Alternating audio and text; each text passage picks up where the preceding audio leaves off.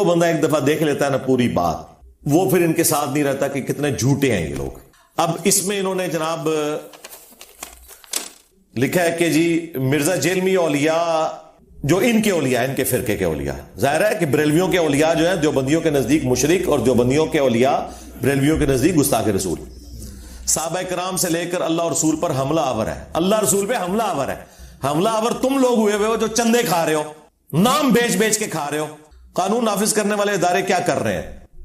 Engineer محمد مرزا سکونت جیلم, اور آگے وہ پورا ایڈریس لکھ کے وہ کہتے ہیں اس کے گستاخانہ بیان نیٹ پر موجود ہے. اچھا جی, آگے انہوں نے جہنم کے 7 دروازوں کی نسبت سے 7 جھوٹے الزامات لگائے ہیں, اور میں انشاءاللہ طواف کعبہ کے 7 چکروں کی نسبت سے انہوں نے چکر دیاں گا. یہ جنمیوں والا کام ہے نا, جھوٹا الزام لگانا کسی کے اوپر, اس سے بڑا اور کیا کام ہو سکتا ہے؟ اور ایک مسلمان کو ونریبل کرنا.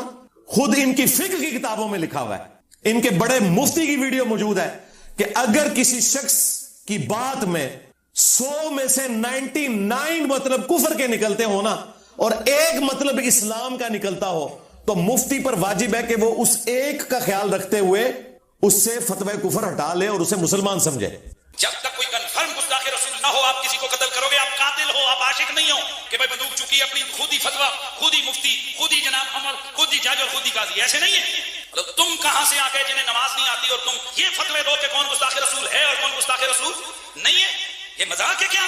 خبردار خبردار, آگاہ رہو. جس طرح توہین رسالت کے حوالے سے معاملہ خطرناک ہے, اس طرح انسانی جان کے حوالے سے بھی معاملہ بڑا خطرناک ہے. 100 وجوہات کفر ہو کسی بندے کی تعویل میں ایک وجہ اس کی ایمان والی آ جائے, اسے مومن کنسیڈر کیا جاتا ہے.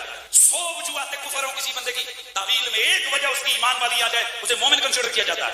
100 وجوہات کفر ہو کسی بندے کی تعویل میں ایک وجہ اس کی ایمان والی آ جائے, اسے مومن کنسیڈر کیا جاتا ہے. یہ آپ کہاں ہیں؟ آپ کو کیا پتا ہم عوام کو کہ کیا چیز توہین پر منطبق ہوتی ہے اور کیا چیز جو ہے نا نہیں ہوتی. بس ساتھ یہ لکھنا بھول گئے تھے سوائے انجینئر صاحب کے کہ جن کی بات 100% بھی اسلام کے مطابق ہونا, آپ نے پھر بھی فتویٰ کفر کا لگانا ہے. یہ ان کی فقہ کی بنیادی کتابوں میں لکھا ہوا ہے, اور ہماری باری آئی ہے تو یہ سب کچھ بھول جاتے ہیں, اپنی طرف سے معاملات کو لے کے چلتے ہیں. تو یہ 7 جو انہوں نے اعتراضات کیے ہیں, میں مختصر اس کے اوپر بات کر دیتا ہوں. ویسے تو کافی دفعہ کی ہوئی ہے, لیکن ان کو بھی رام نہیں نہ آتا, کھورک تینوں لگی رہتی ہے.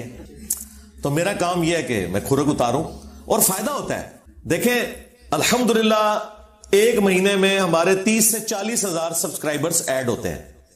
اس ریشو سے ذرا کیلکولیٹ کریں تو اگر میں نے 2 سال پہلے کوئی جواب ریکارڈ کرایا نا, تو اس جواب کے بعد بھی تقریباً 6 لاکھ کے قریب لوگ ہمارے اس چینل کے ساتھ اٹیچ ہو چکے ہیں. تو ان کے لیے تو یہ پہلی دفعہ بیان ہو رہا ہے نا, اگرچہ پرانی ویڈیوز ہیں لیکن ضروری تو نہیں انہوں نے دیکھی ہو. اچھا جی, یہ جو 7 اعتراضات ہیں نا, یہ میں کور کرتا ہوں. ان کے بعد انہوں نے جو اینڈ پہ کنکلوڈ کیا نا, لکھتے ہیں یہ گستاخیاں قرآن و حدیث کے سری منافی ہیں نیز. ایک قرآن و حدیث دے کہ تو کہ قرآن و حدیث نہ لینا دینا ہے, لکھو کہ بابوں کی کتابوں کے منافی ہیں. چشتی رسول اللہ پارٹی دا کے لینا دینا قرآن و حدیث نال نیز. ان بیانات کی وجہ سے مسلمانوں میں نہایت اشتعال پیدا ہو چکا ہے. اللہ دے بندیو, تواڈے بابیاں نے جڑے کام پائے نے انہاں دی وجہ نال ساڈے لاکھوں سٹوڈنٹس میں اشتعال پیدا ہوا ہے, لیکن انہوں نے تو جا کے کوئی کسی مسجد میں کسی مولوی کوئی پٹائی نہیں کی ہے جا کے, نہ کسی کے اوپر کوئی مقدمہ کیا ہے, اور میرا تو اشتعال ٹھنڈا ہی نہیں ہوتا. ہاں, لہذا قانون نافذ کرنے والے اداروں سے درخواست ہے کہ وہ اس گستاخ رسول اور کھلے اسلام کے دشمن, اسلام نہیں سرکار, تواڈے فرقے دا دشمن, اسلام دا تواڈے نال کے لینا دینا. ہاں, تسی تو باقی سارے فرقے نو کافر سمجھ دو. اسلام کہیں لکھا رہا کسی مسجد میں یہ اسلام کی مسجد ہے؟ جو اپنے آپ کو مسلم نہ کہیں, اسلام کا نام نہ یوز کریں, مسلمان نہ کہیں, اپنے آپ کو بریلوی دیوبندی اہل حدیث شیعہ کی تفریق میں بانٹے ہوئے, ان کو زیب دیتا ہے اسلام کا نام لیں. اسلام دشمن شخص کو بلا تاخیر گرفتار کر کے سزائے موت دلوائی جائے. موت تے میں تو آڑے پچھلے اگلے نو دے دیتی ہے علمی طور تے. ہاں, میں نے اپنی تبھی موت مر جانا ہے انشاءاللہ تعالی, شہادت کے ذریعے مروں یا اپنا ٹائم جو اللہ نے لکھا ہے وہ تو مقرر کے اوپر آنا ہی آنا ہے. تو اڑے جو کام پینا سی وہ پہ گیا جائے. ہاں, نیز اس فسادی کے پاکستان سے فرار ہونے پر فوری پابندی لگائی جائے. سرکار میں تو فرار نہیں ہونا, میں تو انہوں فرار کراتا ہے, میں فرار ہونا جائے. اچھا, یہ اس طرح کی باتیں کر کے نا ترغیب دلاتے نا اتھوں نکلے, نہ میں نہیں نکلنا. ہاں, نہ دانا, ہاں میں کیوں نکلنا ہے؟ نکلتے وہ لوگ ہیں کہ جنہوں نے باہر کے ملکوں میں جا کے چندے بٹورنے ہوتے ہیں محفل نعت کے ذریعے, یا قوالیاں گا کے, یا عرس کروا کے پیروں سارے پیر ان کو بلاتے ہیں، ان کو مولویوں کو. اس کے بعد اس نے لکھا ہے علماء اور مشائخ اور دینی حلقوں سے درخواست ہے کہ وہ اس فتنے کی سرکوبی کے لیے تمام ضروری اقدامات اٹھائیں. پورے پمفلٹ پہ کہیں نہیں لکھا ہوا کہ علماء سے درخواست ہے کہ اس کے فتنے کا علمی رد کریں قرآن و حدیث کی روشنی میں. اس کا مطلب ہے انہیں پتا ہے کہ ساڑھے پلے شاہی کوئی نہیں. ہاں میرے نبی سا ہے ہی کوئی نہیں، تیرے بابے تھے شاہی کوئی نہیں. اور اینڈ پہ انہوں نے اپنے رابطہ نمبر دیے ہمیں.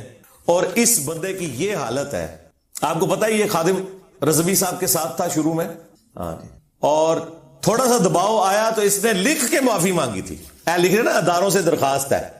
انہیں اپنی عرضیاں پائیاں نے، اور 4 دن پہلے کہہ رہا سی کہ آرمی چیف نو بھی زہر دے دیو تے پرائم منسٹر نو بھی زہر دے دیو، انہوں نے خانسامے انہوں زہر دین. تے چند دن بعد انہیں خود زہر پی لیا او پڑھ کے. اور اسی لیے خادم رضوی صاحب نے اسے کک آؤٹ کر دیا تھا اپنی زندگی کے اندر. اور اب اس بندے کی عزت یہ ہے کہ اسے کوئی بندہ گھاس نہیں ڈالتا، تو اس نے کہا میں انٹری مار لواں، چلو اتوں میری کوئی دال گل جائے نا. اللہ دے بندے ہو تواڈے وڈیاں دی دال نہیں گلی، تسی تے شاہی کوئی نہ ہو. اور یہ ان کی چیپ حرکتیں ہیں. نام لکھا ہے جی پیر محمد افضل قادری بانی تحریک لبیک یا رسول اللہ. یعنی جنہوں وڑن بھی نہیں دیندے دفتر وچ لکھیا ہے بانی. سجادہ نشین نیک آباد مراڑیاں شریف گجرات. اب یہ جو انہوں نے 7 جہنم کے دروازوں کی نسبت سے جھوٹے الزامات لگائے ہیں اور ان کو جس طریقے سے جسٹیفائی کیا ہے وہ بھی میں آپ کو ساتھ ساتھ بتاتا ہوں. انہوں نے ساتھ لکھ دیا، یہ بڑی نیکی کی ہے انہوں نے. مجھے خوشی ہے کہ اس پمفلٹ پہ انہوں نے یہ نیکی کی ہے کہ میری آدھی عبارت لکھ کے نا اس کے اوپر جو فتویٰ بنتا ہے نا اور کون سی چیز انہیں چبھی ہے وہ بتائی ہے. ورنہ پہلے مجھے بتانی پڑتی تھی کہ انہوں نے وچوں پیڑا ہے، وہ خود لکھ دیتی انہوں نے. نمبر 1 نبی اکرم صلی اللہ علیہ وآلہ وسلم کے بارے میں کہتا ہے کہ یہود نے کہا، یہ کل کا چھوکرا ہمیں کیا سکھائے گا. یہود نے کہا، جدو یہودیاں نے کیا تھا پھر میرے کھاتے کیوں پاتا. کتنے جاہل ہیں یہ تو آپ بات کر سکتے ہیں کہ بتاؤ کدھر لکھا ہوا ہے، لیکن گستاخی کہاں سے ہوئی؟ گستاخی تب ہوگی جب میں کہوں بقول ان کے. تو اس کے اوپر وہ لکھتے ہیں حالانکہ یہود نے نبی اکرم صلی اللہ علیہ وآلہ وسلم کو ہرگز چھوکرا نہیں کہا. اے دیکھو یہودی ایجنٹ یہودیاں نے دفاع کر رہے تھے. اوے یہودی ایجنٹو، یہودیوں نے جتنے ہمارے نبی کو تکلیف دی ہیں سارے منافقین یہودی تو تھے، ایجنٹیاں کر دے انہوں نے. یہ انتہائی گستاخانہ لفظ چھوکرا ملزم مذکور کا اپنا گستاخانہ لفظ ہے. اس کھلی گستاخی پر 295C کا اطلاق ہوتا ہے جو ناقابل معافی جرم ہے اور ناقابل ضمانت ہے. اوے یہودیوں کے دفاع کرنے والے مولویوں، تمہیں پتہ ہے کہ یہودیوں نے قرآن میں جو کچھ رپورٹ ہوا ہے کہ کیا کچھ کہا ہے؟ میں نے جو لفظ بولا یہ تو ان کی باتوں کو میں نے سم اپ کر کے اردو کے محاورے میں لنگوسٹک میں بولا تھا. قرآن میں سورہ المنافقون جو منافقین سے متعلق ہے اس میں آتا ہے کہ عبداللہ ابن ابی نے کہا کہ جب ہم عزت والے مدینے میں داخل ہوں گے تو مدینے سے نبی صلی اللہ علیہ وآلہ وسلم اور ان کے اصحاب ان کا ذکر کر کے کہا کہ ان ذلیلوں کو ہم مدینے سے نکال دیں گے. نعوذ باللہ. یہ یہودیوں نے کہا اور قرآن نے نقل کیا اور پھر ساتھ فرمایا کہ بے شک عزت اللہ اس کے رسول اور اہل ایمان کے لیے، لیکن منافقین بے خبر ہے اس بات سے. اور بخاری میں بڑی تفصیل کے ساتھ حدیث ہے، زید ابن ارقم نے یہ بات سن لی تھی، انہوں نے نبی علیہ السلام کو شکایت کی تو عبداللہ ابن ابی نے جھوٹی قسم کھا لی کہ یا رسول اللہ میں نے کوئی آپ کے بارے میں ایسی بات نہیں کی، حالانکہ کی ہوئی تھی. تو نبی علیہ السلام نے وہ جھوٹی قسم کو ایکسپٹ کر لیا، آپ کی شفقت تھی. لیکن وہ صحابی اتنے غمناک ہوئے کہ اللہ تعالیٰ نے ان کی دلجوئی کے لیے قیامت تک کے لیے قرآن میں آیت نازل کر دی اور اتنا گستاخانہ جملہ اللہ نے نقل فرمایا کہ یہودی کہتے تھے کہ جب ہم عزت والے مدینے میں داخل ہوں گے یہاں سے ذلیلوں کو نکال دیں گے. اسے کہا جاتا ہے نقل کفر، کفر نہ باشد، یعنی کفر کی نقل اتارنا کفر نہیں ہوتا. یہ بکواس اس نے کی. وہاں موجود تھے ایک نوجوان زید بن ارقم، انہوں نے جا کے حضور کو بتا دیا. حضور نے بلایا، نہیں جی جھوٹ پتوں میں نے نہیں کہا، یہ چھوکرے نے پتہ نہیں کہاں سے سن لیا، یہ چھوکرا کیا ہے یہ، اور آپ اس کی بات مان رہے میرے معاملے میں، خاموش رہے حضور. پھر یہ آیات اتر گئی جس نے چھوکرے کو صحیح ثابت کیا کہ کہا انہوں نے. تو حضور نے فرمایا کہ لڑکے کے کان نے غلط نہیں سنا تھا. پھر یہ آیات اتر گئی جس نے چھوکرے کو صحیح ثابت کیا کہ کہا انہوں نے. تو حضور نے فرمایا کہ لڑکے کے کان نے غلط نہیں سنا تھا. پھر یہ آیات اتر گئی جس نے چھوکرے کو صحیح ثابت کیا کہ کہا انہوں نے، تو حضور نے فرمایا کہ لڑکے کے کان نے غلط نہیں سنا تھا۔ پھر کافر کہتے تھے یہ مجنون ہے، نعوذ باللہ، یہ شاعر ہے، یہ دیوانہ ہے، اسے پریشان خواب آتے ہیں، اس نے ایک اجمی غلام رکھا ہوا ہے جو اسے پڑھاتا ہے۔ اور سب سے بڑھ کر ہماری ماں سیدہ عائشہ سلام اللہ علیہ کے اوپر تہمت لگا دی۔ یہ سارے الزامات اگر میں قرآن سے بیان کروں تو آپ یہ کہیں گے کہ میں نبی الاسلام کی توہین کر رہا ہوں، شرم نہیں آتی؟ چشتی رسول اللہ پارٹی بڑے تبدے جے کہ ساڑا نہ کیوں رکھا ہے؟ ہاں ہوں 90 لاکھ بول جائے گا تو ہاں 90 لاکھ دفعہ تے انشاءاللہ ہے چشتی رسول اللہ میں بھی کہہ بیٹھا، کیونکہ میرے ویڈیوز تے تو پتہ لکھیں ہی جاندیاں نے۔ ہاں تو 90 لاکھ تو زیادہ دفعہ تے میں کہہ چکیا ہوں یہ پارٹی چشتی رسول اللہ پارٹی۔ اچھا کہتے ہیں یہ چھوکرا لفظ بول دیا۔ چھوکرا لفظ اردو کے اندر ینگ بوائے کے لیے استعمال ہوتا ہے، اور یہ قرآن میں لفظ موجود ہے۔ جب سورۃ الانبیاء میں آیا کہ ابراہیم علیہ السلام نے ان کے بت توڑ دیے نا، اور بڑے بت کے کندھے کے اوپر کلہاڑا رکھا، اور پھر ان کے بزرگان دین نے جب آپس میں میٹنگ کی کہ ایک نے ساڑھے بزرگان نال کام پایا ہے، انہوں نے کیا ہے ایک چھوکرا ہے جدا نا ابراہیم ہے، اے اس دی شرارت لگ دی ہے۔ پھر سورۃ البقرہ میں، سورۃ الانعام میں اللہ تعالیٰ نے نبی علیہ السلام کے بارے میں فرمایا کہ یہ یہودی ان کو اس طرح پہچانتے ہیں جس طرح اپنے بیٹوں کو۔ اور یہی بات میں نے اپنے لیکچر میں کی تھی کہ یہودی نبی علیہ السلام کو ان کے بڑے بڑے پادری سفید داڑیوں والے انہی مولویوں کی طرح وہ نبی علیہ السلام کو عزت اس لیے نہیں دیتے تھے، وہ کہتے تھے کہ یار یہ تو ہم سے آدھی عمر کا بندہ ہے، ہمارے بچوں کی مانند ہے۔ اور اس میں نے جملہ بولا تھا کہ یہ کل کا چھوکرا آ کے ہمیں سمجھائے گا، یہ یہودی کہتے تھے۔ اب یہ پوری بات تھی جو ایک شستہ اردو میں جو محاورتاً لفظ استعمال ہوتا ہے۔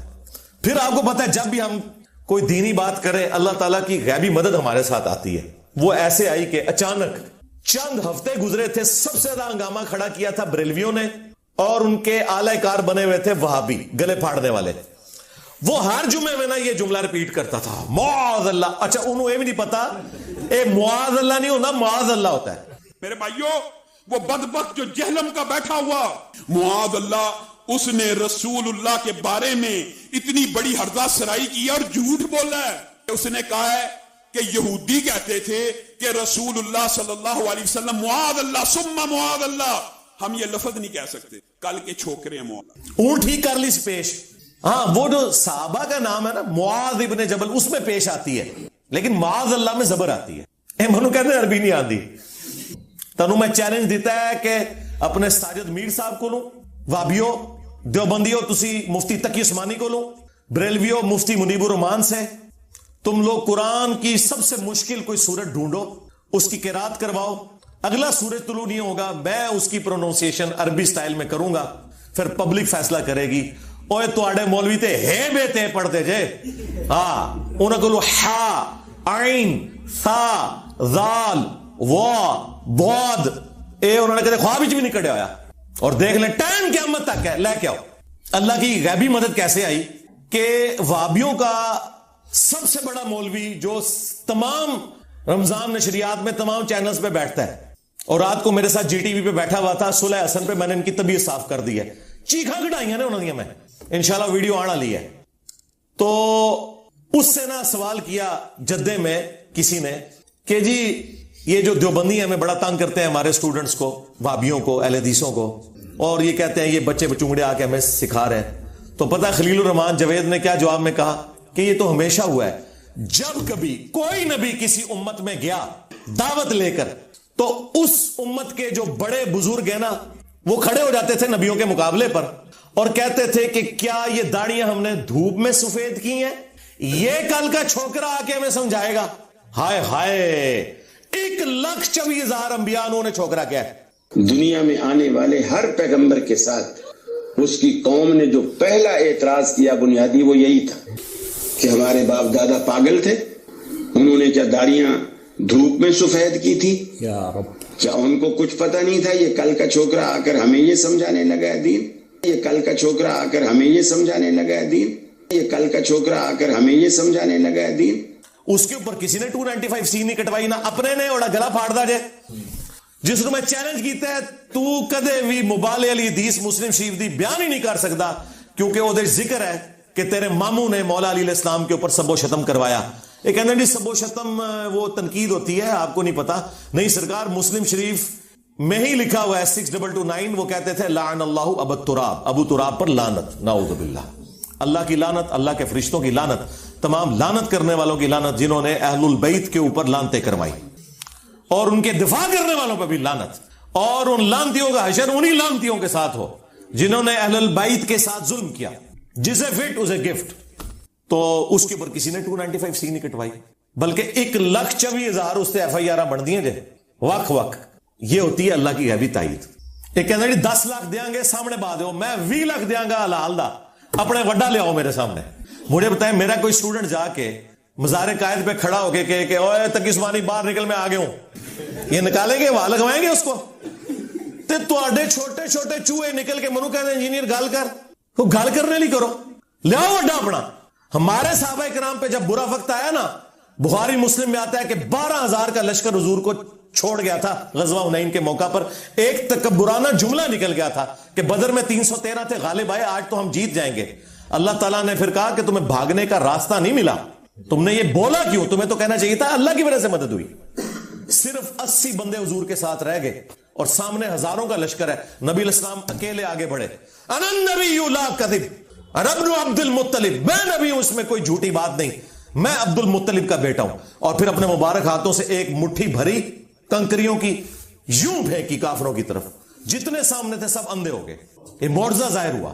تو جب چھوٹوں پہ برا وقت آئے تو بڑے میدان میں اترتے ہیں، یہ ہمارے نبی کی سنت ہے صلی اللہ علیہ وآلہ وسلم۔ تو نکلو نا تسی بھی، کہندے ہو دجال تو بڑا فتنہ ہے انجینئر، نکلے مفتی منیب الرحمان کے کہ میں ہوں بریلوی مفتیوں کا امام، مفتی منیب الرحمان۔ ہاں اس میں کوئی شک نہیں کہ بریلوی حق پہ ہے، انجینئر بات کر میرے ساتھ، یقین کریں مفتی صاحب تشریف لائیں، میں انہیں یہاں بٹھاؤں، قدموں میں بیٹھوں ان کے۔ نکلے دیوبندی تقی عثمانی صاحب کے، میں ہوں دیوبندیوں کا امام، اس میں کوئی شک نہیں، نکل انجینئر مجھ سے بات کر، ادھر نہیں تشریف لا سکتے، آن لائن بات کر لیں، ساجد میر صاحب بات کر لیں۔ اور یہ ان کی خواہش پہ میں کہہ رہا ہوں، مجھے کوئی خواہش نہیں ہے بات کرنے کی، ایک کہنا سامنے نہیں بہندا۔ آج تک وہ ہے کہ گڑی شاہو دی ٹیم دا مقابلہ آسٹریلیا دی کرکٹ ٹیم نال ہوئے ہیں، جدے پیچھے 10 بندے نماز پڑھتے ہوں، کہنی میرے انجینئر نہ مناظرہ کرا دے، اور نسو ادھروں اوقات ویکھو اپنی، جیڑا بندہ اٹھتا ہے میرے تے، کوئی اور کام نہیں یار، جاؤ چندے لویٹو، تو چندے بھی نہیں میں بند کیتے، میں نہ چندہ لیتا ہوں، اپنی جیب سے کھلاتا ہوں، ٹھیک ہے، کوئی مسجد زیادہ نہیں بنائی تمہارے پیچھے نمازیں پڑھتا ہوں، کوئی مسجد نہیں جس میں نماز پڑھوں اور میں وہاں پیسے دے کے نہ نکلوں، چاہے میں نے وہاں پانی سے وضو کیا یا نہیں کیا، میں کہتا ہوں بجلی تو میں نے استعمال کی نا تھوڑی دیر کے لیے، اور منو کہتے ہیں لادا فرقہ بنا لیا، جڑی چوری خود کیتی ہے وہ سمجھتے ہیں دوسرا بھی انجی کرتا ہے، تو نکالو ان کو، ہوا لگواؤ، اور یہ بھی ان کی خواہش پہ، مجھے کوئی خواہش نہیں ہے، اور اگر ان بڑوں نے کام نہیں آنا تمہارے اور یہ اس قابل نہیں ہے تو ٹھیک ہے، یہ ویڈیو بنا دیں ایک، کہتے ہیں جی انہیں پہلے کیسی لکھ کے دیں، وہ کہتا ہے ویڈیو بنا دیں، نا سرکار منو گل یاد ہوندی میں کیڑی کیتی ہے، آج سے تقریباً 10 مہینے پہلے میری ویڈیو ریکارڈ ہے، انجینئر محمد علی مرزا عوام الناس کی عدالت میں، وہ پہلی دفعہ تھا جب میں نے کہا تھا کہ ٹھیک ہے وڈے ریٹائر ہونا لینے، چھوٹا لے آنا چاہتے ہیں نا لے آؤ، لیکن ویڈیو میں، کیونکہ لکھی ہوئی چیز تو ورڈ فوٹو شاپ میں بھی بن جاتی ہے، مکر جاتے ہیں لوگ، ٹویٹ کر کے مکر جاتے ہیں، ویڈیو بناؤ نا، میں اپنے چینل تو چڑھاواں گا، لو جی نہیں منجی ٹھوکن لگی جائے، ویڈیو بنا کے دیں کہ یہ چھوٹو میرا ہے، مفتی منیر صاحب بنائے، ساجد میر صاحب بنائے، اس چھوٹو کی جیت میری جیت، اس کی ہار میری ہار، اور میری ہار پورے فرقے کی ہار، ڈائریکٹ فائنل میچ کھیلو اور ٹائم قیامت تک جے کوئی تیار نہیں ہوگا۔ اور یہ میں اپنے لیے نہیں کہہ رہا، یہ کہنا نہیں سامنے نہیں بہندا، سامنے نہیں بہندا، اچھا میرے سامنے بیٹھنے سے آپ کو قرآن حدیث کے والے یاد آ جائیں گے میری برکت سے، جو ابھی نہیں آ رہے، ویڈیو بڑھاؤ انشاءاللہ تیار ہے۔ اور یاد رکھیے گا یہاں جو بندہ آئے گا نا وہ خالی اپنے فرقے دی منجی نہیں ٹھکوائے گا، سارے دی منجی ٹھکوائے گا جی۔ ہاں اگر کوئی میرے پاس وہابی آئے گا نا تو آپ کیا سمجھ رہے ہیں کہ میں اسے اس کے بارے میں ڈسکس کروں گا؟ نا، میں کہنا کہ بول چشتی رسول اللہ اور اشرف علی رسول اللہ کے بارے تیرے کے خیال ہے، ہاں، تاکہ آندہ کوئی بریلوی دیوبندی بھی کہا نہ پائے انہوں، پھر وہ کسی دیوبند اور بریلویوں کی مسجد میں وہ وہابی جانے جوگا نہیں رہے گا اگر اسے غلط کہے گا، اور اگر ٹھیک کہے گا تو اپنی مسجد ہی نہیں بانٹ سکتا۔ میں نے کہا تھا نا کہ بنو امیہ کی چالیں جہاں ختم ہوتی ہیں نا وہاں سے ہماری عقل سٹارٹ ہوتی ہے۔ اب صفین پارٹ 2 نہیں ہونی ہے، بے فکر رہے آپ، نہ دوبارہ تحکیم ہونی ہے، وہ کر لیا کام جڑا، مومن ایک سوراخ سے دوسری بار نہیں ڈسا جاتا۔ مولا علی نال تسی دھوکھے کیتے، اور تسی داڑھ تھلے آ گئے ہو، ذہن وچ رکھنا۔ اس طریقے سے बरेलवी क्या समझते हैं सिर्फ उनकी बातें डिस्कस होंगी? नहीं, सारों की होंगी। हम पढ़ेंगे कि लिखा हुआ है उसामुल अरमैन में, बरेलवियों, चौथा फिरका वहाबिया शैतानिया। आप इसको मानते हो? तो क्या ख्याल है? वो कहेंगे नहीं मानते, आंधा अपनी मसीद ही नहीं बांट सकते। और अगर कहेंगे मानते हैं तो सब तो पहले वहाबिया ने मंजी ठोक देनी है। अकीदे में बात होगी, अकीदे तौहीद, खत्म नबूवत। और खत्म नबूवत यही है कि बाबों ने नामों के कलमे पढ़ाए हुए। ये लोग हमें आगे बात करेंगे। ए जी 295C मनु दसों 295C की देवते लग दी है इनके बुजुर्गों और उनका दिफा करने वालों के ऊपर, या जो नबी इस्लाम का मुजाहिद बना हुआ है उसके ऊपर। दूसरा इल्जाम ये कहता है कि अल्लाह मुहम्मल जुमला है, इसकी कोई अहमियत नहीं। इस तरह मिर्जा ने इसमें आजम अल्लाह की तौहीन की है। ये जो मैंने बोला, किस कॉन्टेक्स्ट में बोला? अगर मैं आपसे कहूं कि जो नाम है पाकिस्तान, नाम के तौर पे तो ये है, लेकिन ये जुमला नहीं है, ये मुकम्मल इनकम्प्लीट, मोहम्मल कहते हैं इनकम्प्लीट जुमले को, यानी जिसका कोई माना नहीं निकल रहा जुमले के एतबार से। उसका अपना माना तो है, पाकिस्तान का अपना माना तो है इस्म के तौर पे, लेकिन मैं अगर ये कहूं कि पाकिस्तान मेरा मुल्क है, अब ये इस्म से जुमला पूरा बन गया परफेक्शन के साथ। इस तरीके से मैंने ये बोला था कि सिर्फ अल्लाह का जिक्र कुरान और हदीस में कहीं नहीं आया, हमेशा अल्लाह की क्वालिटीज के साथ जिक्र हुआ है। अगर आप सिर्फ अल्लाह बोलते हैं, ये अल्लाह का इस्म तो है, लेकिन ये जुमला नहीं कंप्लीट होता। जुमला इस तरह कंप्लीट होता है, अल्लाहु अकबर, अल्लाह सबसे बड़ा है, यह बड़ाई अल्लाह के लिए। सुबहान अल्लाह, पाकी अल्लाह के लिए।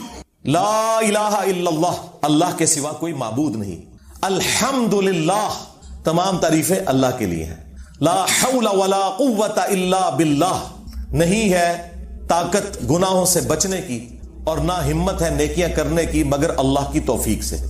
नबी इस्लाम ने हमेशा इस तरह जुमले तालीम फरमाए हैं। और मैंने चैलेंज किया था, सिर्फ अल्लाह का जिक्र नबी इस्लाम ने किसी हदीस में तालीम नहीं फरमाया, तो उसी हदीस का डोना मनु झूठा करना देते। इसका क्या मतलब है कि मैं अल्लाह के नाम की तौहीन कर रहा था? मैं ये बता रहा था कि ये जो तुम ज़रबे लगाते हो ना, अल्लाह अल्लाह, ये कोई जिक्र नहीं है। जिक्र है अल्लाहु अकबर, सुबहान अल्लाह। जो तस्बीहात फातिमा आप पढ़ते हैं, बुखारी मुस्लिम में आई 33 दफा सुबहान अल्लाह, 33 दफा अल्हम्दुलिल्लाह, वो सारे मौलवी इकट्ठे होके कटो ना, ये इकट्ठे होके एक हदीस निकालेंगे मुस्लिम शरीफ की, वो मैंने पहले ही बता दी हुई थी। मुझे तो पहले ही पता होता है ना, मैं उतू ही आया रहे थे। मानो कोई दसेगा, और मेरी दाढ़ी मूछ नहीं निकली हुई थी 1994 में। जाल हक, जो ये पीर अफजल कादरी के उस्ताद मुफ्ती अहमद यार खान नईमी, उसकी किताब मेरी बगल में होती थी। तो इन्होंने जितनी कहानियां कराई हैं मुझे उस वक्त की पता है, आज तो 3 साल पहले की गल कर रहे हैं। वो मुस्लिम शरीफ में हदीस है कि क़यामत उस वक्त तक कायम नहीं होगी जब तक इस रुए अर्ज पे कोई एक शख्स भी अल्लाह अल्लाह करने वाला मौजूद है। ये अरबी लिंग्विस्टिक में मुहावरतन बात हो रही होती है, अल्लाह अल्लाह करने वाला जब तक मौजूद है, यानी अल्लाह का जिक्र करने वाला। वरना नबी इस्लाम ने कभी अल्लाह सिर्फ वजीफे के तौर पर क्यों नहीं तालीम फरमाया? वो मुहावरे को लेकर कहते, देखो जी हुजूर ने क्या कि अल्लाह अल्लाह करता होगा, अल्लाह अल्लाह करें। बस हम भी कहते हैं ना, नमाज पढ़ने भी जाए तो ऐसी के कहना अल्लाह तौबा कर आइए, अल्लाह रसूल ना लाइए। तो इसका क्या मतलब होता है कि हम यहां के कहते हैं अल्लाह मोहम्मद अल्लाह मोहम्मद अल्लाह मोहम्मद, अल्लाह रसूल का नाम, ये मुराद होता है? या इससे मुराद होता है हम नमाज पढ़ते हैं उसमें दुरूशी पढ़ते हैं, ये होता है? आपको समझ आई बात की? और इन्होंने पकड़ के गुस्ताखी बना दिया। अच्छा जी, तीसरा इतराज ये कहता है कि आपके सामने कुरान इसी तरह पढ़ा जा रहा है जिस तरह फ्रेंच जुबान के अंदर आपको गालियां निकालना शुरू कर दे। इसमें कुरान की खुली तौहीन है। अंदाजा करें, कुरान पढ़ने को मैंने ये कहना है कि कुरान गालियां, नाउज़ुबिल्लाह। जो शख्स कुरान की सबसे ज्यादा दावत दे रहा है, ये पूरी एक बात हुई थी और ये मैंने रोया था कि कुरान दुनिया में सबसे पढ़ी जाने वाली किताब है, लेकिन इसका तल्ख पहलू यह है कि सबसे ज्यादा बगैर समझ के पढ़ी जाने वाली अगर कोई किताब है ना तो वो कुरान है। दुनिया में कोई इतनी मजलूम किताब नहीं कि जिसे बगैर समझ के इतना ज्यादा पढ़ा जाता हो। और मैंने कहा था यार, आपका दोस्त अगर फ्रेंच लैंग्वेज में कोई आपको खत लिख देना तो 10 बंदों से आप उसका तर्जुमा करवाते फिरेंगे कि हो सकता है डॉलर ही भेजे हो। लेकिन अल्लाह ने अपने महबूब अलैहिस्सलाम के जरिए तुम्हें किताब दी, तुम्हें ये तौफीक ही नहीं कभी इसे तर्जुमे से पढ़ लो या किसी से जाके इसका तर्जुमा करवा लो कि अल्लाह ताला मुझसे क्या चाहता है। और फिर मैंने साथ एक लतीफा सुनाया जो पंजाब के मुआशरे में आम है कि कुछ पंजाबी सऊदी अरब चले गए, अरबियों के साथ उनका झगड़ा हुआ, इन्होंने पंजाबी में गालियां निकाली और उन्होंने ज़ाहिर है عربی میں گالیاں نکالی, اور جب واپس آئے تو انہوں نے کیا کہ جی وہ عربی تے اتنے چنگے نے کہ ایسی انہوں نے گالاں کر دے سب اور وہ قرآن ہی سنا دے سب. یہ مشہور ایک لطیفہ ہے, یہ میں نے سنا کہ تو آگے کہا یار آپ لوگوں کی بھی یہی حالت ہے, جس طرح آپ کو کوئی فرینچ میں آگے گالیاں نکال دے یا آپ کے سامنے قرآن پڑھے آپ کو فرق نہیں پتہ لگنا. اس کو پکڑ کے انہوں نے یہ بنا دیا. اب مجھے بتائیں کیا بات تھی جو قرآن کے دفاع میں تھی, جو بندہ قرآن کی ترغیب دلا رہا ہے اسی کے خلاف بول پڑے یہ, اور یہ ان کے بڑے کی سنت ہے ابو جہل کی. سورہ الانفال میں آیا کہ ابو جہل نے غزوہ بدر سے پہلے کہا کہ اے اللہ اگر یہ تیرا نبی برحق ہے نا تو آسمان سے پتھر ہم پہ نازل کر, ہم اس پہ ایمان نہیں لا رہے. اور پھر پتھر کوئی نازل نہیں ہوتے تھے.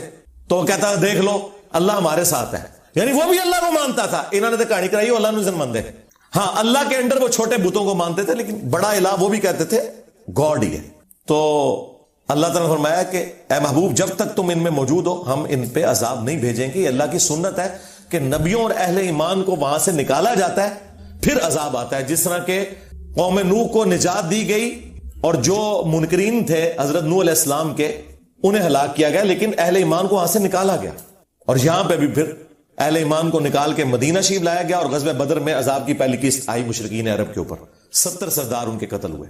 تو وہ بھی کہتے تھے اے اللہ اللہ, جس طرح یہ کہہ رہے ہیں جناب دفاع کر رہے ہیں قرآن کا, آپ لوگوں کا قرآن کے ساتھ. اور جو لوگ یہ کہ قرآن اور حدیث ڈائریکٹ نہ پڑھو گمراہ ہو جاؤ گے, وہ قرآن کے ٹھیکیدار بنے ہوئے ہیں. ظالموں تم لوگوں کا کیا قرآن سے لینا دینا.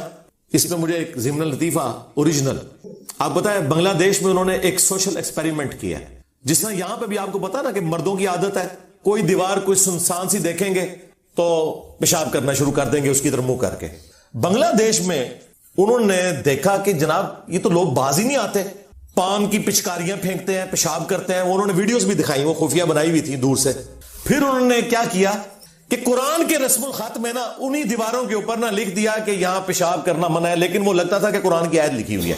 ظاہر مسلمان تو پتہ ہی نہیں قرآن کے اندر کیا لکھا ہے. پھر انہوں نے کیمرے لگائے, جو بندہ ناڑا کھولنے لگتا نا سامنے دیکھتا نا ایسے کر کے نا تو آگے چلا جاتا. یہ ویڈیوز ہیں یوٹیوب پہ, اور یہ اوریجنل سوشل ایکسپیریمنٹ کیا BBC والوں نے کیا تھا. تو مجھے بتائیں تمہیں عربی میں کوئی یہ کہے کہ یہاں پیشاب کرنا منع ہے, یا عربی میں قرآن کی کوئی آیت پڑھے اور ڈنگروں نہ تو آنو نہ تو اڑے وڈیاں نو پتا کہ کیا مطلب ہے تھا.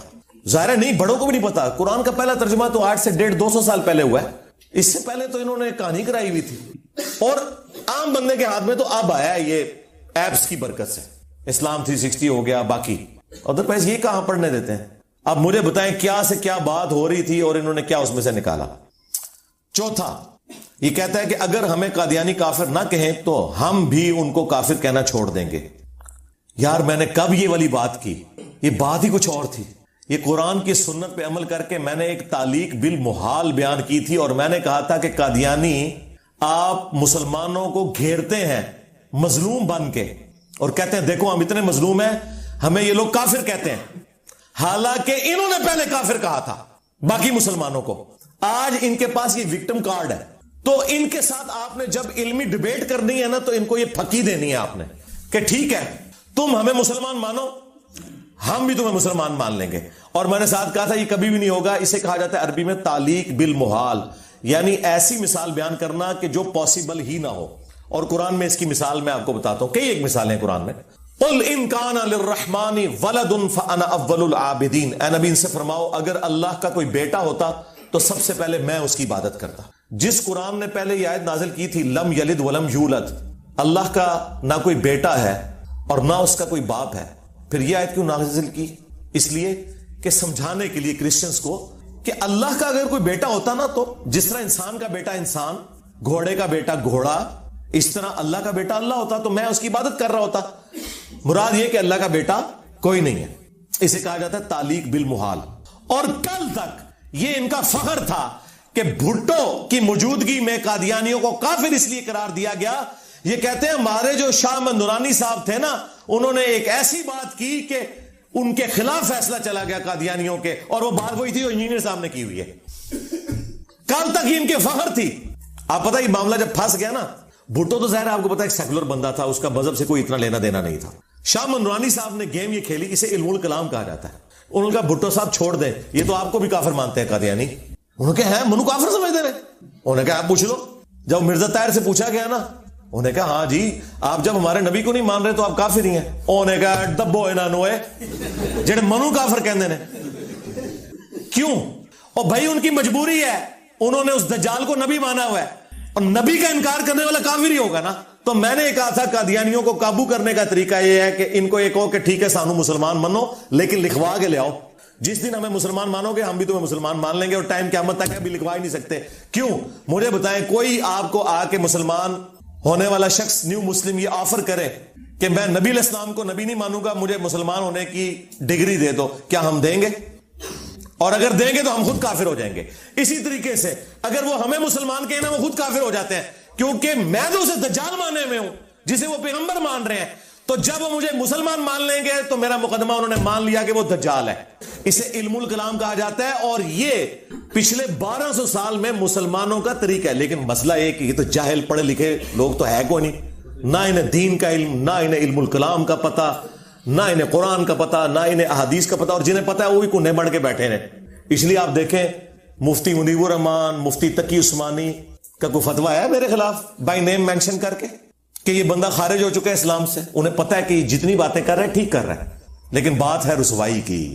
مسئلہ یہ ہے.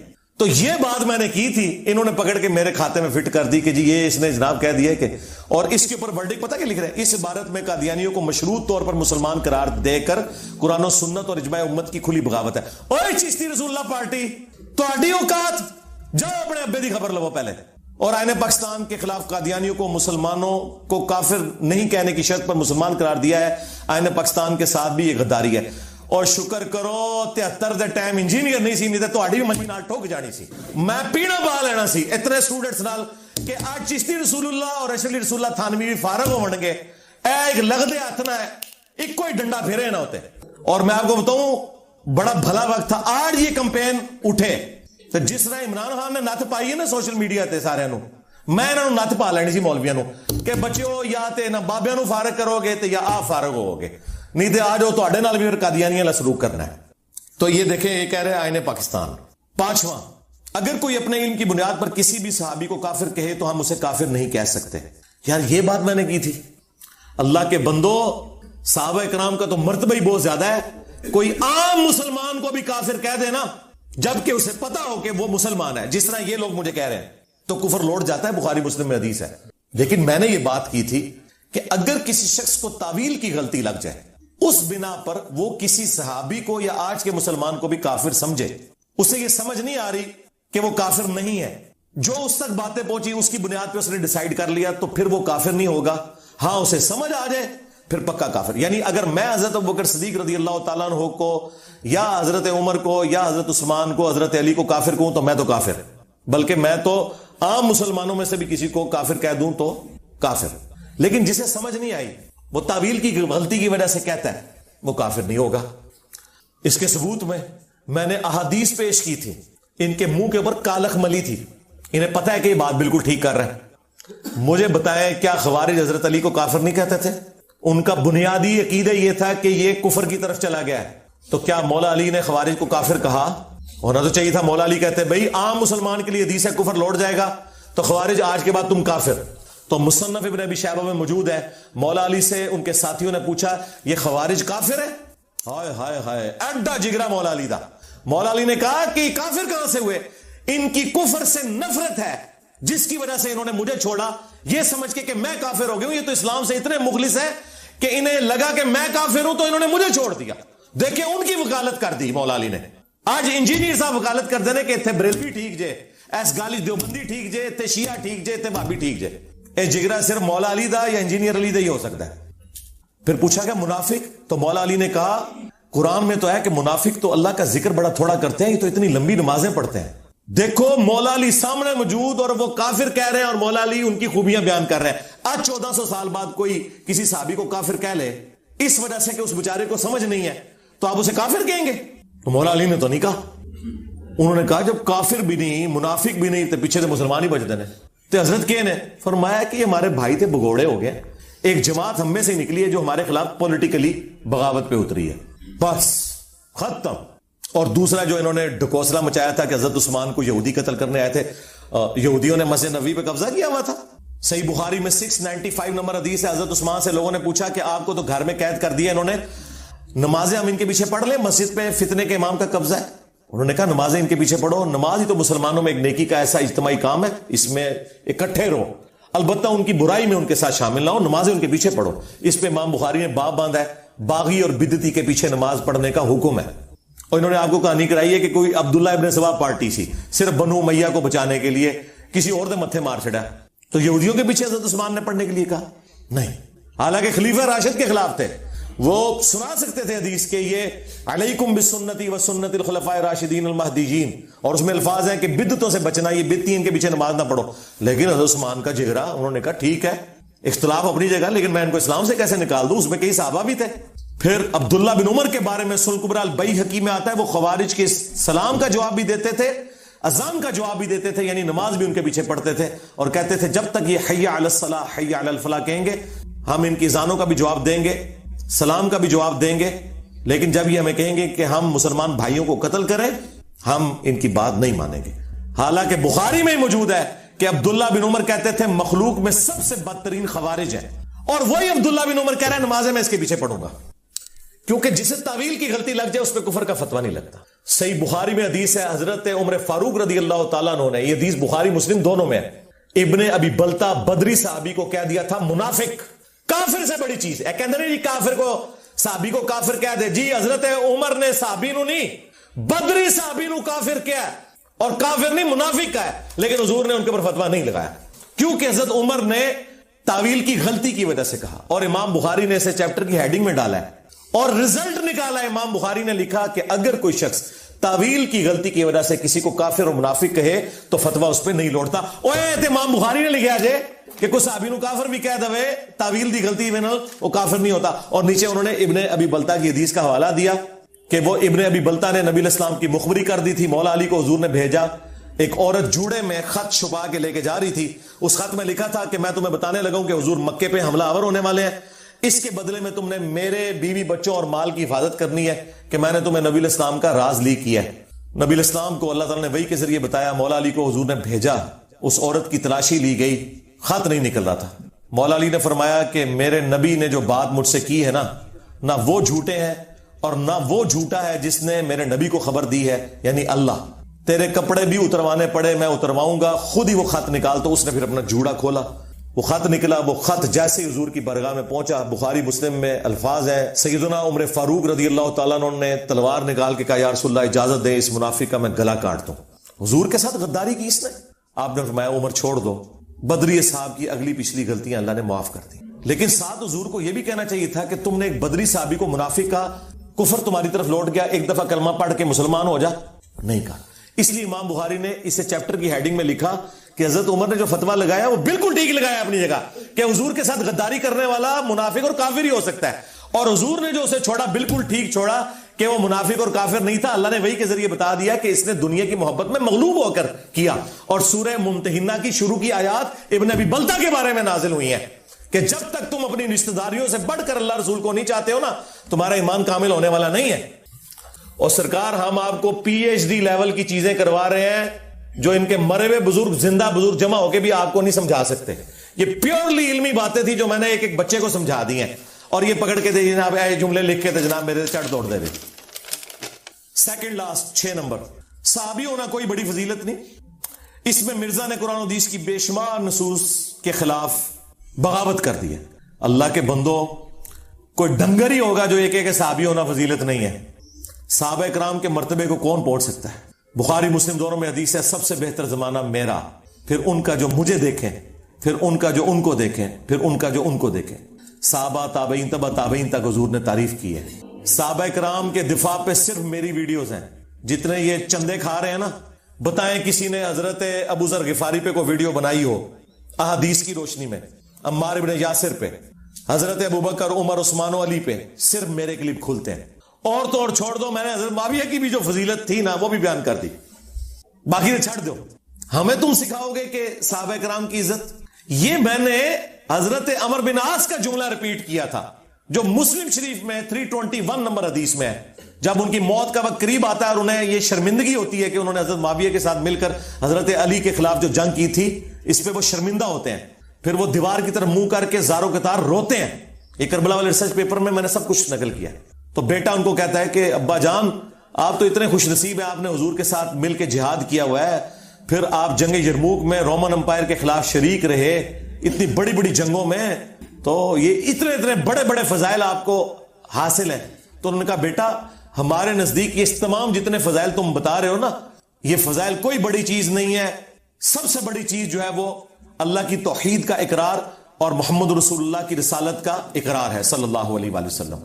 تو میں نے اس پہ کہا تھا کہ یعنی کلمہ اتنی بڑی فضیلت ہے کہ یہ صحابی سے بڑی فضیلت ہے، کیونکہ صحابی ہوتا ہی وہ ہے جو کلمہ پڑھے. اور یہ وہ صحابی کہہ رہے تھے کہ جو تم اتنے فضائل گنوا رہے ہو نا، یہ سارے فضائل توحید اور رسالت کی وجہ سے ہمیں ملے ہیں. یہ وہ اپنی عاجزی کا بھی اظہار کر رہے تھے کہ اصل فضیلت وہ ہے. انہوں نے پکڑ کے میرے کھاتے میں ڈال دیا کہ جی میں جو یہ کہتا ہوں. اور حالت یہ ہے کہ ان کے کسی بڑے نے کبھی نہ اہل البیت کے دفاع میں کوئی ویڈیوز اپلوڈ کی، نہ صحابہ کرام کے دفاع کے اوپر.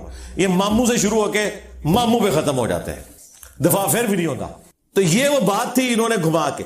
اور ساتویں بات، جو موبائل سے دیکھ کر قرآن پڑھے اس کو صحابہ سے بھی زیادہ ثواب ملتا ہے. اندازہ کرو، وہ کہانی بازو موبائل ہاتھ میں دیکھ کر قرآن پڑھنا. وہ کلپ میرا اپلوڈ ہے جس میں سے جملہ انہوں نے کاٹا ہے، وہ آپ خود دیکھیں. اس میں نے 7 جملہ بولا تھا کہ اب آپ نے صحابہ کو اور اپنے آپ کو کمپیئر نہیں کرنا. میں اس اعتبار سے بات کر رہا ہوں.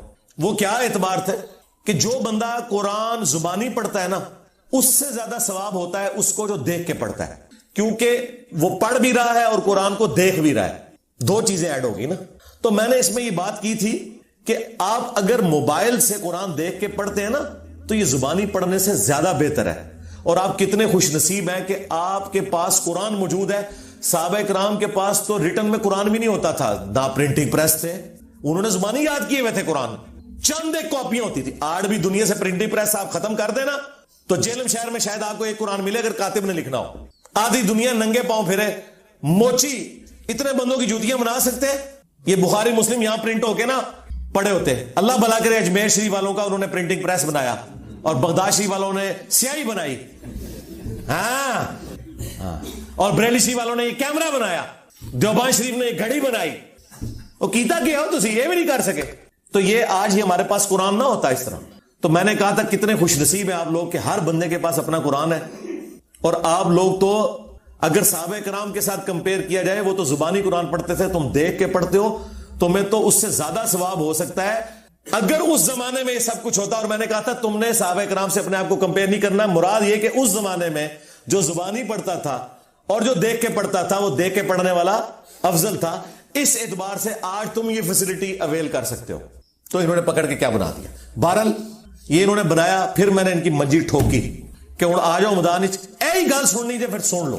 ابو داؤد میں حدیث ہے، جو شخص پرفتن دور کے اندر حق پر قائم رہا اسے میرے 50 صحابہ کے برابر اکیلے کو ثواب ملے گا. لاؤ فتوا نبی اسلام دے ہوتے نعوذ باللہ تے برباد ہو جاؤ تسی بھی تے تواڈے بابے بھی. حضور کو کسی نے مشورہ نہیں دیا کہ جی قربے قیامت میں 50 صحابہ کے برابر ایک بندے کو، صحابہ سے بڑھ گیا. جامعہ ترمذی میں حدیث ہے کہ اگر دین کے 10 حصے ہیں اے صحابہ تم 9 پر عمل کرو اور ایک کو چھوڑ دو تم ناکام ہو جاؤ گے، لیکن بعد والے ایک پہ عمل کر کے 9 کو چھوڑ دیں گے وہ کامیاب ہو جائیں گے. کیونکہ تمہیں تو یہ بینیفٹ ہے نا کہ تم نے مجھے دیکھ لیا ہے. ہاں اللہ نے ہمیں بھی دیکھے کمپنسیٹ کیا ہے، یہ ذہن میں رکھے. مسند احمد میں حدیث ہے، ایک صحابی تابعین کے جھرمٹ میں آئے نا تو تابعین نے کہا کہ حضرت کوئی ایسی حدیث سنائے جو آپ نے خود حضور سے سنی ہو. تو دیکھیں وہ صحابی بھی کیسے تھے. ان کو یہ اندازہ ہوا کہ یار یہ لوگ تو بےچارے تھوڑے سے وقفے سے ہی صحابی ہونے سے رہ گئے نا. یعنی تابعین کچھ عرصہ پہلے پیدا ہو جاتے حضور کو دیکھ لیتے. تو انہوں نے نا ایسی حدیث سنائی جس سے ان کا دل خوش ہو جائے. انہوں نے کہا پھر سنو. ہم نبی علیہ السلام کی مجلس میں بیٹھے ہوئے تھے، حضرت ابو عبیدہ ابن جرح بھی موجود تھے 10 مبشرہ میں سے. تو نبی علیہ السلام نے فرمایا جانتے ہو سب سے بہتر ایمان کس کا ہے؟ تو ابو عبیدہ نے کہا یا رسول اللہ ہمارا ہے نا، ہم نے آپ کی صحبت کی، آپ کے ساتھ مل کر جنگیں کی. آپ نے فرمایا نہیں، سب سے بہتر ایمان ان لوگوں کا ہے جو تمہارے بعد آئیں گے، جنہوں نے مجھے دیکھا بھی نہیں ہوگا تب بھی میری رسالت کی تصدیق کریں گے. یعنی تابعین، تبع تابعین اور آج تک مسلمان. اب نبی علیہ السلام نے تو سیدھا سیدھا ایمان کے اوپر بات کر دی، کمپنسیٹ کیا. پھر مسند احمد میں حدیث ہے صحیح ابن حبان کے اندر موجود ہے کہ جو مجھے دیکھ کر ایمان لائے اسے 1 دفعہ بشارت، جو بغیر دیکھ کر ایمان لائے اسے 7 دفعہ بشارت. اور مزے کی بات بتاؤں، اس حدیث کے اوپر امام ابن حبان، انجینئر ابن حبان، آج تو بعد انجینئر ہو گئے جے. ابن حبان کوئی چھوٹا بندہ نہیں جے، امام بخاری کے شاگرد ہے ابن خزیمہ، انہوں نے اپنی صحیح ابن خزیمہ لکھی اور ان کے شاگرد ہے ابن حبان. انہوں نے اس حدیث کے اوپر پتہ چیپٹر کی ہیڈنگ کیا بنائی ہے؟ بعض اوقات کوئی غیر صحابی بھی اپنے عمل میں صحابی کو پیچھے چھوڑ سکتا ہے اور صحابی سے بہتر ہو سکتا ہے. انہوں نے اوپر اپنا فارم بھی لکھ دیا. مسلم شریف میں حدیث ہے، نبی علیہ السلام نے فرمایا ایک زمانہ آئے گا کہ لوگ خواہش کریں گے کہ ہم سے ہماری اولاد، جان، مال سب کچھ لے لیا جائے، ایک جھلک حضور کی کروا دی جائے. نبی علیہ السلام نے بعد میں آنے والوں کی تعریفیں کی ہیں کیونکہ حضور کو پتا تھا کہ اب دیکھیں جن لوگوں نے حضور کے ساتھ زندگی گزاری ہے ان کا ایمان تو سمجھ میں آتا ہے. جب صحابہ کرام نے بخاری مسلم میں آیا کہ حضور کی مبارک انگلیوں سے ایک کٹورے میں پانی کے چشمے جاری ہوتے ہوئے دیکھے اور 1500 صحابہ نے پانی پیا، سٹور کیا اور جانوروں کو پلایا. اور جابر بن عبداللہ کہتے ہیں ہم 1,00,000 بھی ہوتے وہ پانی زیادہ تھا. مجھے بتائیں جو ایک بار یہ کام دیکھ لے اس کو کبھی اللہ رسول آخرت کے بارے میں وہم بھی آ سکتا ہے. اس لیے صحابہ کرام کا ایمان اعلیٰ درجے کا اس لیے تھا، حضور کو دیکھ لیا تھا. لیکن اللہ نے بعد والوں کو کمپنسیٹ کیا کہ تھوڑا عمل بھی کرو، ٹھیک ہے تمہیں بھی اس مرتبے تک پہنچا دیں گے انشاءاللہ. بخاری میں آتا ہے عبداللہ ابن مسعود کہتے ہیں ہم نبی علیہ السلام کے ساتھ کئی دفعہ اس حالت میں ہم نے کھانا کھایا کہ ہم جب لقمہ منہ میں ڈالنے لگتے لقمے میں سے اللہ تعالیٰ کی تسبیح کی آواز سنتے تھے. اب جس نے یہ کام ہوتے ہوئے دیکھ لیا ہے مجھے بتائیں اس کے ایمان کا لیول کیا ہوگا. اس لیے تو اتنی مختصر جماعت نے رومن اور پرشین امپائرز اکھاڑ کے رکھ دی ہیں 3 سے 4 سالوں کے اندر، جبکہ ہزاروں لوگ مرتد ہو گئے حضور کی وفات کے بعد. لیکن خلفائے راشدین نے کیا پیشن کے ساتھ نبی علیہ السلام کی مبارک دعوت آگے بڑھائی ہے. انہیں پتا تھا هو الذی ارسل رسولہ بالہدی ودین الحق لیظہرہ علی الدین کلہ ولو کرہ المشرکون. وہی اللہ ہے جس نے اپنے محبوب صلی اللہ علیہ وآلہ وسلم کو الہدی یعنی قرآن اور دین حق کے ساتھ مبعوث کیا تاکہ اسے تمام ادیان پر غالب کر دے، خواہ مشرک اس بات کا برا مان جائے. تو اللہ کے فضل سے میں نے کئی دفعہ یہ کلیم کیا ہے کہ میرے کوئی بھی بات ہے اسے کانٹیکسٹ میں دیکھیں، اس کے بعد اس کے اوپر شرعی حکم بیان کریں، پھر میں بتاؤں گا کہ گیڑے کون کون آندا ہے. اب دیکھیں نا، اب ان کو کیا پتا تھا جائے لوگوں کہ بخاری میں لکھا ہوا ہے کہ اگر کوئی کسی صحابی کو منافق یا کافر کہہ لے تعویل کی غلطی کی وجہ سے تو اس پہ کفر نہیں لوٹتا ہے. تو امام بخاری لکھ کے بھیجے اور حضرت عمر نے کام کیتا سی، انہاں چاہے نے بخاری مسلم پڑھی نہیں تے تائیں تے بخار آندا ہے انہاں نوں. تہاڈا بخار تاں لینا سی بخاری پڑھ لیندے. جی ہم سنی ہیں، کیڑے سنی ہے ٹنیو؟ سنی وہ ہے جو قرآن بخاری مسلم کو مانے گا یا بابوں کو مانے گا؟ سن سنا کے سنی ٹنی، پڑھ پڑھا کے سنی بنو. اسی ہیں سنی اللہ دے فضل نال. ہن جنہیں سنیت کی گارنٹی لینی ہے اتھوں لو. اور یہ سنی میں فرقے کے طور پہ نہیں، فرقہ واریت حرام ہے، میں منہج کی بات کر رہا ہوں. سنی منہج وہ ہے جو خلفائے راشدین کو حق پہ مانتا ہے اور سیدنا علی رضی اللہ تعالیٰ عنہ کو بالخصوص ان کے مخالفین کے خلاف حق پہ سمجھتا ہے اور مخالفین کا احترام کرتا ہے. رافضیوں کی طرح ان پر لعنت کا قائل نہیں ہے اور نہ ناصبیوں کی طرح ان کا جھوٹا دفاع کرتا ہے. تو یہ لوگ ٹھیکیدار بنے ہوئے آئے دن کوئی نہ کوئی پک چھوڑتے ہیں اور کوئی کام نہیں جائے ویلے بیٹھے جائے. جنہوں کوئی تھوڑی جی کوئی نوع ہوندی ہے نا کہ یوٹیوب ہوئی ہے، انہوں نے کہنا اچھا وہ یوٹیوب ہے تو انجینئر صاحب چلو ایک فوٹو لا کے کلپ چڑھا دیئے اور روٹی روزی شروع، کمائیاں کر رہے ہیں، اسے دین بیچ رہے ہیں، اتنے بھی آگے بیچے ہی اور جناب دھمکیوں پہ دھمکی. میں نے نہیں رکنا میرے بھائی، میں نے جو آپ کے فرقوں کے ساتھ کرنا تھا وہ کر دیا. میری زندگی اور موت کے ساتھ اب اس کا کوئی تعلق نہیں ہے. ہم نے جو پیراڈائم شفٹ کرنا تھا اللہ نے ہم سے کروانا تھا وہ کروا لیا. ہاں مزید جب تک اللہ تعالیٰ مہلت دے گا یہ کام کرتے رہیں گے اور کوئی بھی کسی زوم میں نہ رہے کہ میں کسی معاملے میں بالکل 1 انچ بھی پیچھے ہٹوں گا. آپ جتنا مجھے چھیڑیں گے میں اتنا چڑھ دوڑوں گا. دیکھیں استاد رضوی نے میرے پہ جھوٹا الزام لگایا نا حضرت ابوبکر صدیق رضی اللہ تعالیٰ کی گستاخی کا، تو کیسا اس کو میں نے پھر اس کا منہ بند کیا. دوبارہ بولے ہاں اے او جے جنہیں کو جنسیاں ڈر دیا جے، جنہیں کو پولیس تھوڑی ڈرتی ہے کیونکہ انہیں پتہ نہیں کہ ان شیطانوں کو جو جھوٹے زمان لوگوں کے اوپر لگاتے ہیں ان کو ٹیکل کیسے کرنا ہے. انہوں نے منڈ پھڑو بولن نہ گلا منو کر دینے. تو انشاءاللہ تعالیٰ آندہ بھی میں چھوڑوں گا نہیں. ہاں منو نہ چھیڑیو، میں تمہیں پہلے بھی دسیا. صلو علی محمد وآل محمد، اللہم صلی علی محمد وعلی آل محمد واصحاب محمد وازواج محمد اجمعین الی یوم الدین. آمین.